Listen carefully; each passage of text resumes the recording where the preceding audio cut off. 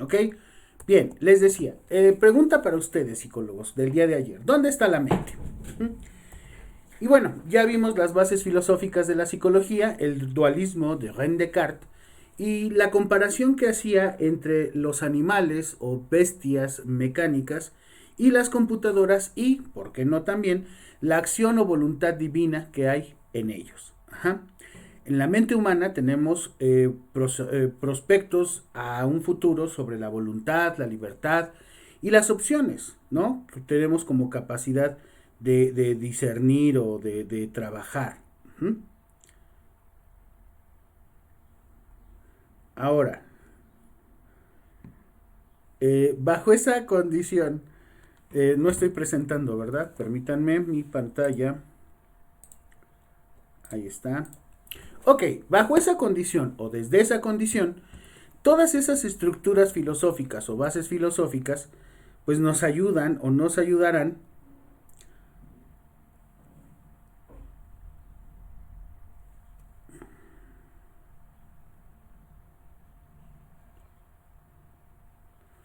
a encontrarnos con esa respuesta. Al final de cuentas veíamos lo del dualismo, la identidad personal, lo que le decía de la historia de Ulises en la Odisea, pero bueno, no voy a meterme. ¿No? Pero bueno, bajo ese aspecto, en la vida del ser humano, y actualmente, para los que somos como fans de estas ondas, pues ya hay cosas bien interesantes alrededor de esto, ¿no? El valor de la mente humana o la actividad humana nos lleva a lo más elevado del pensamiento, del amor, de la poesía, de la mente, de la creatividad, de la idea de lo eterno, de lo divino. Y tenemos obras como la Novena Sinfonía de Beethoven, las esculturas de Donatello, las pinturas de Leonardo, los relojes suizos hechos desde el siglo XVIII, XVII, la tecnología, el reggaetón, por Dios. Es una de las partes más elevadas del pensamiento humano. ¿Estamos de acuerdo?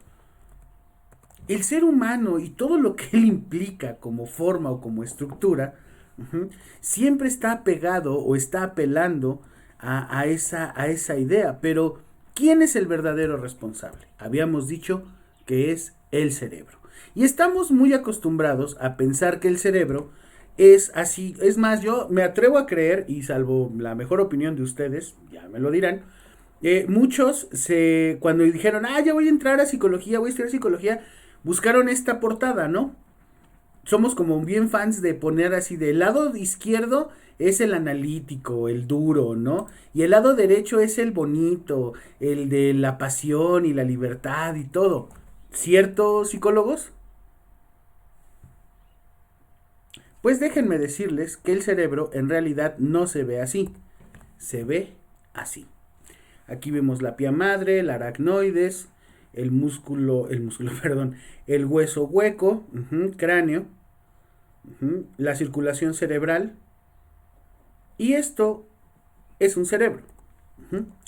Y les voy a hablar de un caso bien interesante que seguramente vieron en primero, pero que fue el parteaguas de estudiar y definir también la psicología del estudio de la conducta y la ciencia.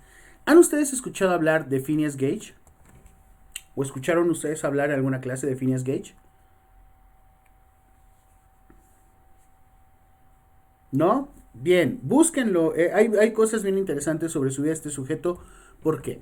En el mes de septiembre, ya va a ser hace unos cuantos años, la joven de vida de un capataz de la línea de ferrocarriles dio un vuelco a partir de un terrible accidente.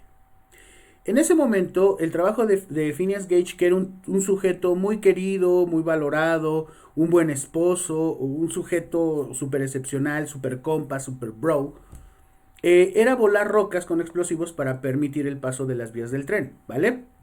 Para ello necesitaba colocar una cantidad específica de pólvora y arena para que al momento de estarlo metiendo en el agujero perforado de una roca, ésta pudiera volarse a distancia.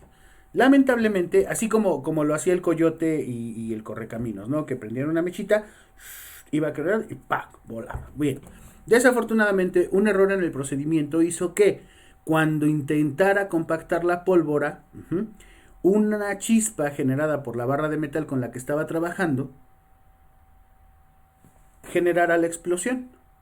De tal forma que la cara del joven Phineas fue perforada por la barra de metal de 1,5 metros de longitud. Una barra de 1,5 metros de longitud, que más o menos tenía 3 centímetros de diámetro, le traspasó el cráneo. Así.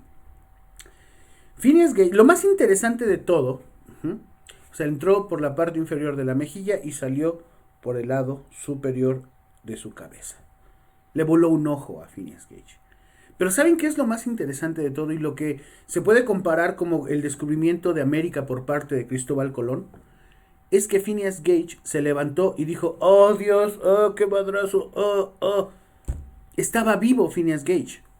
¿Qué sucedió con Phineas Gage? Bueno, que no solo sobrevivió a esa experiencia, sino que se dio el tiempo de recobrar la mayor parte de sus habilidades mentales y pasó a la historia como uno de los casos más estudiados, aún hace más de 100 años, en los campos de 3 áreas que al día de hoy, por fortuna, se han podido conjuntar: la medicina, la psicología y la neurociencia.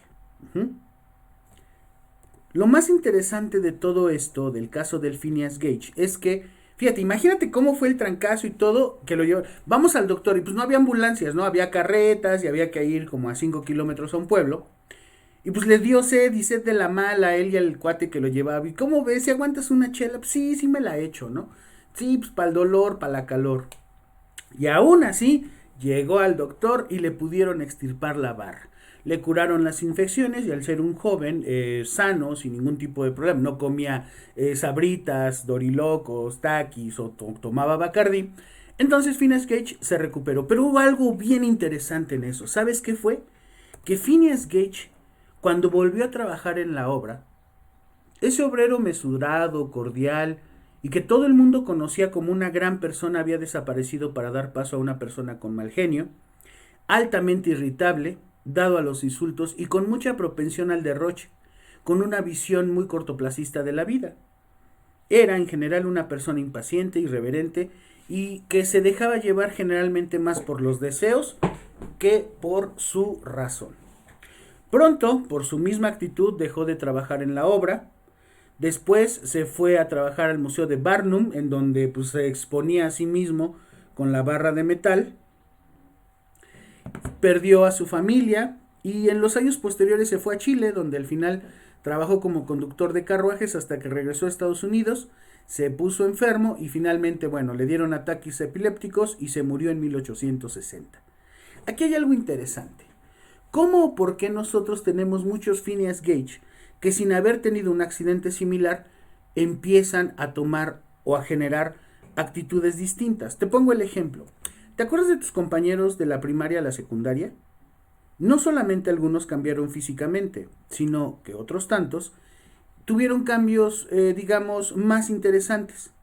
Su conducta, su forma de ser, de pensar, de ver la vida, de unos meses a otros, de unas vacaciones a otras, cambiaron. Vamos a preguntarle a alguno de ustedes.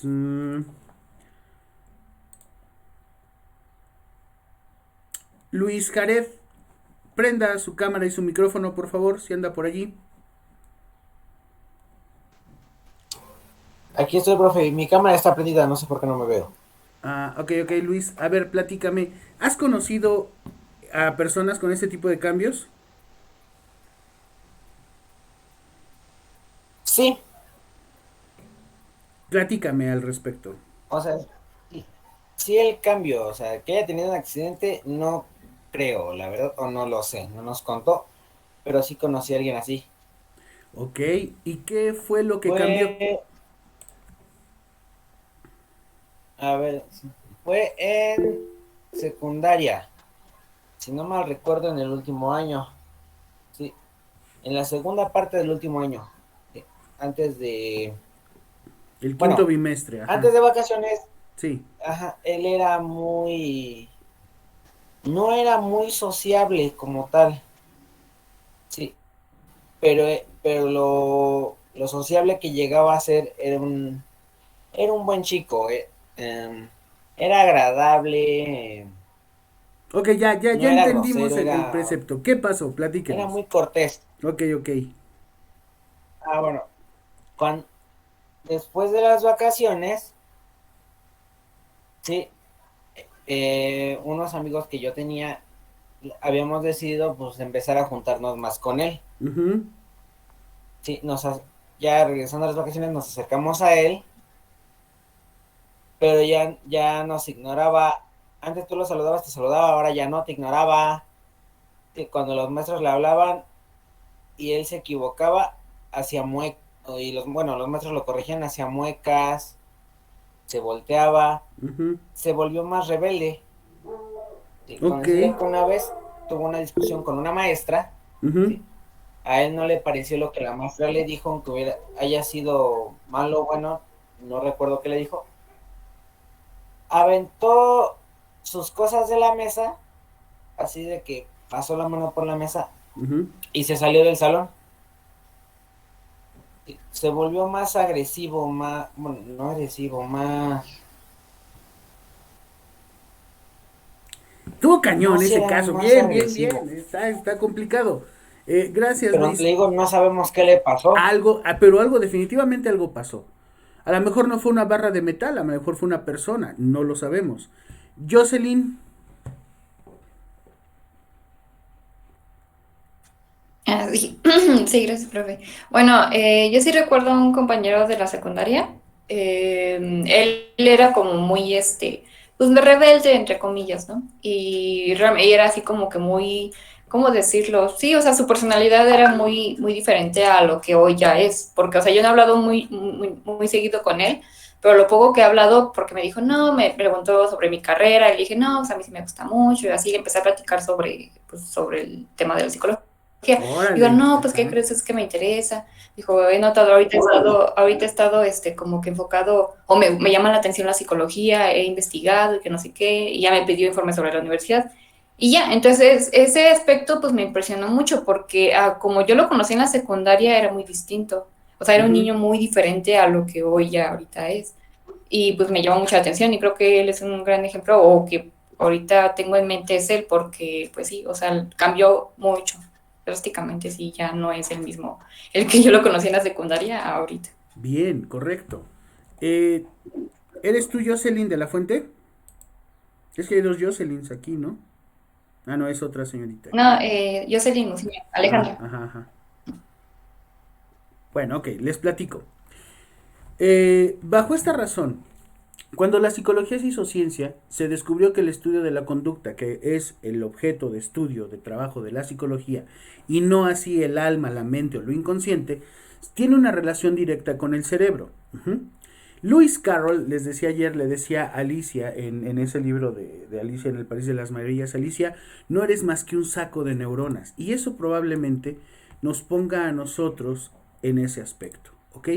Nuestra conducta puede estar determinada o delimitada, como lo vieron en segundo, en la materia de psicosocial, no me acuerdo cómo se llama, pero también es cierto, no es lejano el hecho de pensar y de empezar a entender que mucho de lo que nosotros hacemos o vamos a hacer aquí en la psicometría es evaluar esa conducta. Y que esa conducta no siempre va por fuerza necesariamente a ser la misma en una persona o en un grupo de sujetos. ¿De acuerdo? Lo que nosotros debemos entender entonces es que la psicología busca evaluar o comprender los fenómenos de la conducta humana desde diferentes conceptos y desde diferentes aristas. Lo que quiero dejar en claro es, uno, la psicología o a la psicología no le interesa absolutamente nada que tenga que ver con cuestiones pseudocientíficas explicativas sobre lo que es o no el ser humano, la mente, Dios, etcétera. Hay otras áreas, son muy respetables, pero vamos a concentrarnos en un principio esencial. El trabajo que nosotros hacemos o el trabajo que vamos a desarrollar tiene que ver directamente con la manera en la que nosotros nos percibamos a nosotros mismos como profesionales de esta ciencia. Si no nos percibimos y si no nos vemos como profesionales de esta ciencia, vamos a acabar siendo ese chiste o esa comúnmente como broma o burla que hacen de que siempre decimos depende, de que hablamos de cuestiones de la mente. O sea, la mente por sí misma no existe. No existe el alma, no existe el espíritu, y si existe o creen que existe, muéstrenlo. Así como le ponía el ejemplo al joven Miguel con lo del átomo, y se van a dar cuenta que entonces estamos más en una encrucijada filosófica que psicológica. La psicología, jóvenes, tampoco nos va a ayudar a correlacionar el uso de ciertas sustancias para justificar una adicción. Eso es un absurdo. Y si conoces a personas que están en esa situación, te recomiendo lo más pronto posible que le digas que se atienda. Ajá.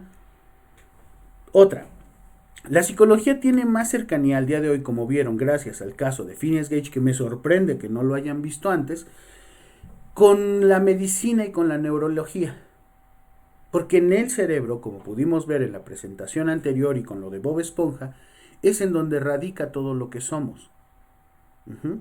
A nosotros no nos preocupa o no nos llama la atención qué va a pasar después de que muramos o qué va a pasar si podemos contactar a los fantasmas o así, porque en realidad nuestro campo de estudio es mucho más interesante que todo eso. Jóvenes, señoritas, les pido de la manera más atenta, como un compromiso con ustedes mismos, que vayan tomando con mayor seriedad y responsabilidad lo que su carrera les ofrece. Ujú. O sea, sí está padre de repente hablar de todo eso, pero imagínate cuánto de lo que se dice, se hace o se escribe de psicología tiene un valor que a mediano o largo plazo puede llegar a cambiar la vida de las personas o solo entretenerlas o solo tenerlas ahí como, oh sí, wow, qué genial es la vida. Ujú. Nosotros tenemos un problema muy serio. Estamos intentando medir actitudes, aptitudes, valores, habilidades, competencias dentro de la psicología. Utilizaremos distintos tipos de parámetros que están, de hecho, ya están en su carpeta. Sí, ya están esas unidades, ¿verdad? Um,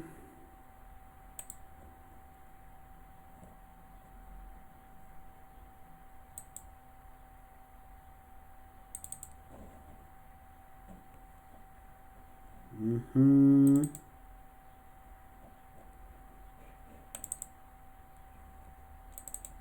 Ahí están, aquí están. Ajá. Y revisar poco a poco todos esos preceptos históricos sobre los que tenemos que dar o sentar como base la psicometría. ¿Ok? Pero bueno, no hemos empezado a ver esta presentación, lo vamos a ver en estos momentos. Todavía tenemos 40 minutos, lo cual creo yo es el tiempo necesario para empezar a entender qué es la psicometría. La psicometría se debe de reconocer como una rama de la psicología que estudia la medición de atributos psicológicos como la inteligencia, el aprendizaje, la personalidad, las actitudes, entre muchos otros. Pero ojo, no como como objetos de estudio únicos o separados entre sí, sino como un atributo psicológico basado en la conciencia, no en la conducta del ser humano. A nivel práctico, la psicometría siempre va a hacer uso del análisis estadístico para validar y construir sus instrumentos. Ya en un nivel más profundo, conceptual o abstracto, la psicometría ha hecho evolucionar la parte de la álgebra matemática conocido como la teoría de la medición, o lo que en primero veía, bueno, no sé si lo veíamos o lo vieron, es la teoría de respuesta al ítem o la teoría general de los test. ¿De acuerdo? Sí están viendo mi presentación, ¿verdad? La acaba de quitar, por favor. Ya, ok, sí.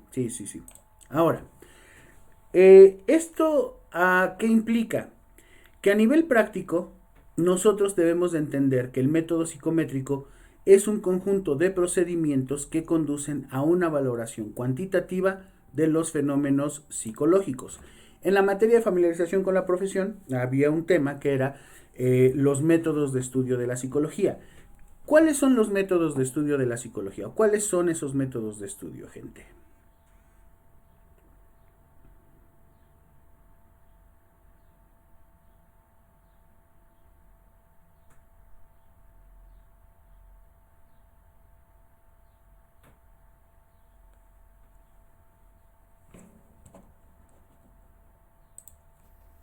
Uno puede ser la observación. No es como tal un método, sino es un procedimiento, pero sí, claro, de hecho parte de la observación. Muy bien. ¿Cuál otro? Los aspectos de investigación, es decir, como aspectos de investigación correlacional. Exactamente. Investigación que tiene que ver con el tipo correlacional, explicativo, descriptivo y también el analítico crítico, ¿ok? Basado en variables. Ujú. Hay dos tipos o hay varios tipos de métodos, como lo cualitativo, lo cuantitativo, ¿cierto? Lo cualitativo se va a cuestiones subjetivas, como el análisis social, el análisis transpersonal, etcétera, etcétera, etcétera. El análisis cuantitativo va a utilizar la estadística, básicamente las matemáticas, para poder entender, comprender y sobre todo relacionar los resultados que se obtengan de un instrumento que sea válido y confiable con los resultados de la observación, de la práctica o incluso de la intervención que nosotros hacemos con un sujeto o un grupo de sujetos. Bien, hasta aquí. ¿Tiene alguien alguna duda, alguna pregunta o algún comentario?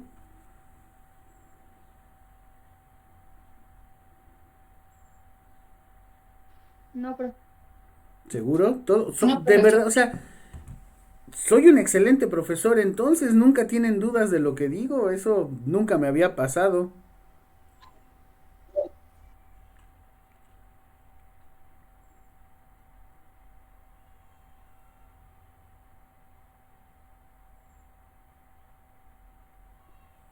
En fin, bueno, continúo. Debemos de entender también que la psicometría tiene aplicaciones en diversos campos o en diversas áreas. En la investigación tiene que ver con la construcción y sobre todo el darle sustento a la teoría psicológica. Tiene que ver con la evaluación o la medición en escenarios clínicos, contextos de orientación, en escuelas o instituciones educativas, en empresas y organizaciones, como pudieron ver, pues ya representa una buena parte del trabajo que hacemos aquí, en situaciones legales, en peritajes, centros penitenciarios, etcétera, etcétera, etcétera. La pregunta es,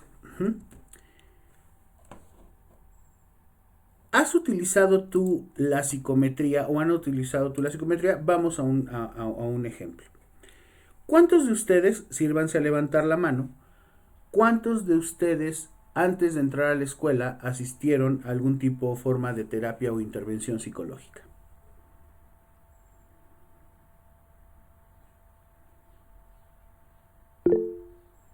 Uno. ¿Cuál era su pregunta? Perdón, no me escuché.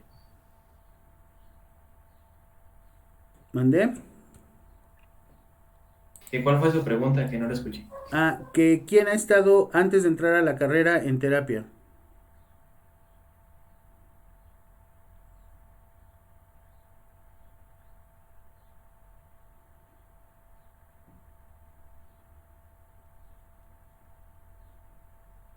Ok. Digo, tampoco les vamos. A ver, platíquenos y cómo les fue y tal. Voy a hacer una pregunta más fuerte que eso, ¿vale? Y lo voy a comparar como cuando visitamos al médico. ¿Cuándo vas a visitar al dentista?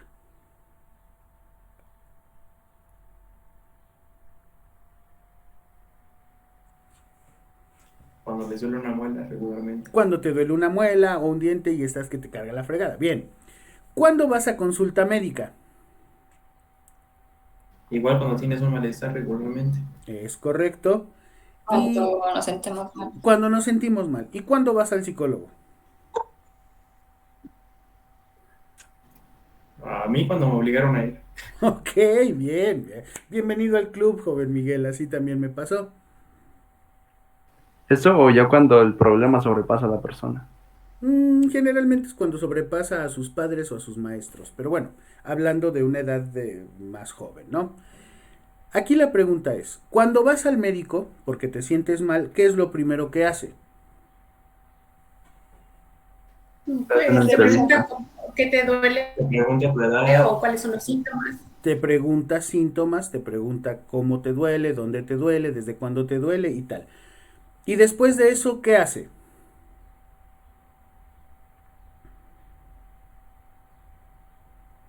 Diagnostica Te hace la receta. Ok, diagnostica, bien. Pero ¿en qué se basa su diagnóstico? En la exploración física. En la exploración física, o sea, te toma presión arterial, temperatura, tu peso, tu índice de masa corporal, la tonalidad de tus globos oculares, de tu piel, etcétera, etcétera, etcétera, ¿cierto? Bien, hasta ahí estamos de acuerdo. Hace un proceso de investigación. Creo que ya hasta le dio sueño al bebé que está ahí con Miguel Ángel, diablos. Oh, por eso no tienen dudas, excelente. Vale. Cuando tú vas al dentista, ¿qué es lo primero que hace el dentista? Aparte de lavarse las manos y decirte que te sientes y que no te va a doler. De igual manera, una entrevista, Ajá, y luego una Te exploración valora. bucal en este caso. una exploración bucal, es correcto. No me contesten, y mucho menos las personas que fueron al psicólogo, pero ¿qué tipo de intervención diagnóstica hizo ese psicólogo o psicóloga contigo? ¿Te aplicó algún tipo, o sea, primero seguramente te hizo un encuadre, te hizo una entrevista, te preguntó cuál era la razón que estabas allí y tal? Ujú. Pero mi pregunta es, ¿y te aplicó algún tipo de instrumento? Por ejemplo, a mí llega luego así gente y me dice, profe, he estado llorando desde hace 3 días sin razón alguna, no he tenido buena conciliación con mi sueño, no estoy comiendo bien, tengo pensamientos fatalistas, de repente me empieza a dar como la taquicardia, no quiero comer. ¿Qué hace normalmente un psicólogo?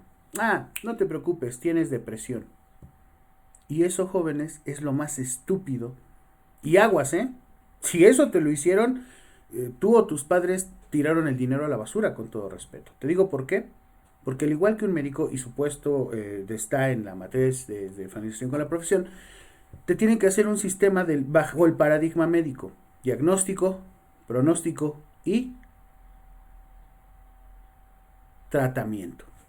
Diagnóstico, diagnosos, o sea, tú me dices que tienes, yo veo que tienes. Pronóstico, de acuerdo a tu cuadro, voy a poder promover un tipo específico de tratamiento para llevarte a un nivel de salud óptimo. Y a muchas personas, los psicólogos, lo único que hacen es sentarlos y preguntarles cómo están o cómo se sienten, o cómo se sienten con eso. O incluso otros más osados o más aventados o más gandallas se atreven a darte consejos y decirte qué es lo que estás haciendo mal en la vida. Y si ese tipo de psicólogo es el que quieres ser, de una vez te aviso que estás en la universidad incorrecta.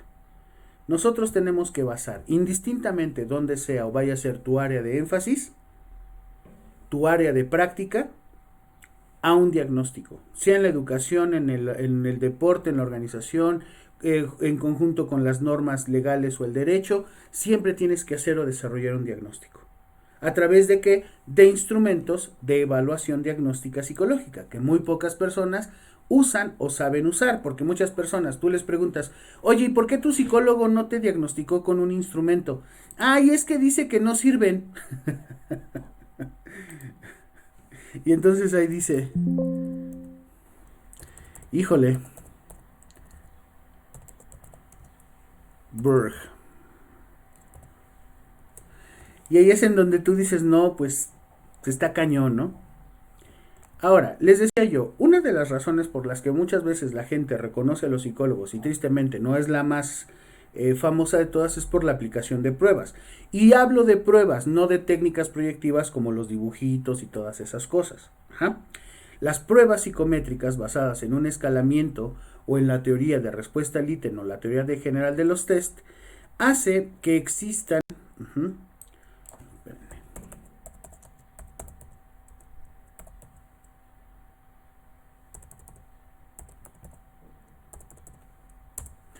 hace posible que existan instrumentos válidos y confiables para poderle dar una respuesta a la persona en función a lo que tiene.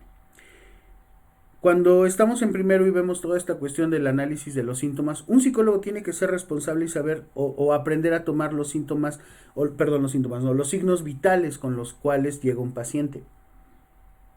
Y te puedo asegurar que si tú llegaste con un supuesto estado de ansiedad, o sea, dificultad para respirar, opresión en el pecho, sudoración de manos y de frente, pensamientos fatalistas, incapacidad para moverte, tensión muscular, El psicólogo seguramente lo primero dice, no, tranquilo, siéntate y respira. Y lo que omitió hacer es revisarte tu pulso o revisar o preguntar si tienes antecedentes de presión arterial baja, que normalmente es lo que hace que se tengan esos síntomas, y todo lo quiere curar con, a ver, platícame qué tienes, qué soñaste, cómo te sientes con eso. Jóvenes, ¿se dan cuenta del porqué de una psicología, de una necesidad de una psicología formal y científica? ¿Cuánta gente allá afuera nos está engañando?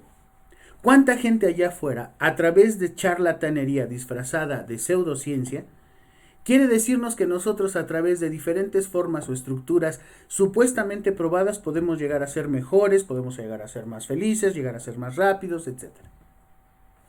Estas escalas, como podrán ver ustedes,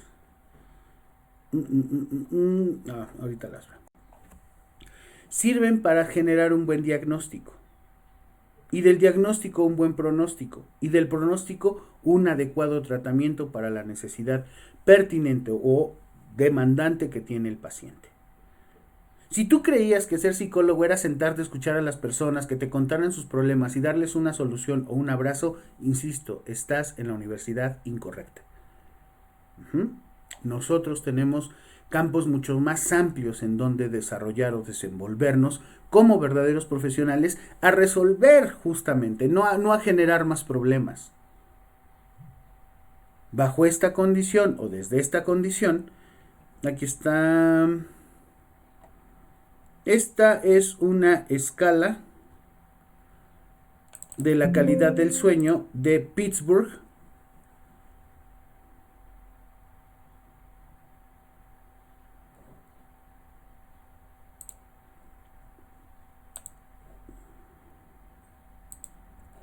En donde, a ver, vamos a hacer el ejemplo. ¿Qué tal durmieron anoche? Solamente díganme si bien, mal o regular. Bien. Regular. Regular. Ok, en realidad Regular. si yo les hago esa pregunta, no estoy midiendo su calidad del sueño, sino su percepción sobre el sueño o el descanso o reposo que tuvieron. Para poder medir el sueño necesito establecer, por ejemplo, un instrumento como este para conocer el horario en la que te has venido a acostar, el horario que ya acostado te duermes, a la hora que te levantas o si tienes problemas para conciliar el sueño en el mes. Durante el último mes, ¿cuántas veces has tenido problemas para dormir a causa de no poder conciliar el sueño en la primera media hora, despertarse durante la noche en la madrugada, tener que levantarse para ir al baño, no poder respirar bien, toser o roncar, sentir frío, sentir calor, sentir o tener malos sueños o pesadillas o incluso llegar a sufrir dolores o molestias? ¿Cómo valoraría el conjunto en los últimos meses o en la última semana de su sueño? Y sobre todo, bajo este mismo proceso, su sueño lo hace solo o acompañado. Y entonces sí, bajo estas condiciones nosotros tendríamos una posibilidad mucho más fuerte de saber cómo está durmiendo una persona y no solo cómo me está diciendo que duerme. Tengo algunos amigos que me dicen, no, a veces yo no duermo, no he dormido en 2 días. Y Herman, que es el tipo que crió a mi papá, tenía una frase para eso y decía, esa persona sueña que no duerme. Y a veces es cierto, hay muchas personas que sueñan que no duermen, pero que en realidad están más pensando en que están mal que realmente estando mal. Entonces, jóvenes, es a partir de toda esta explicación de donde nosotros salimos para confrontar, conocer y comprender el campo de la psicometría.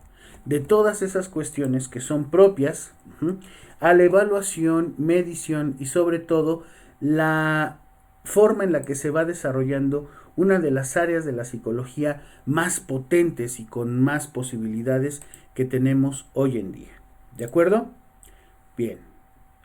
Me sentí obligado a darles la explicación del día de hoy porque ayer sí, personalmente yo noté que existen algunas lagunas o algunas incomprensiones o imprecisiones sobre el trabajo que estamos haciendo. Tampoco quiero cambiar tu opinión o tu idea de lo que es esto, eso es tuyo, es respetable, pero sí necesitamos ponernos de acuerdo con relación a esto.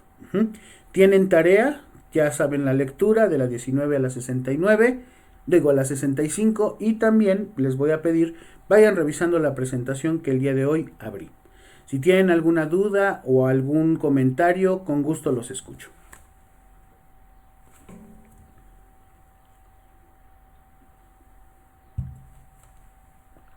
¿No? Soy muy bueno.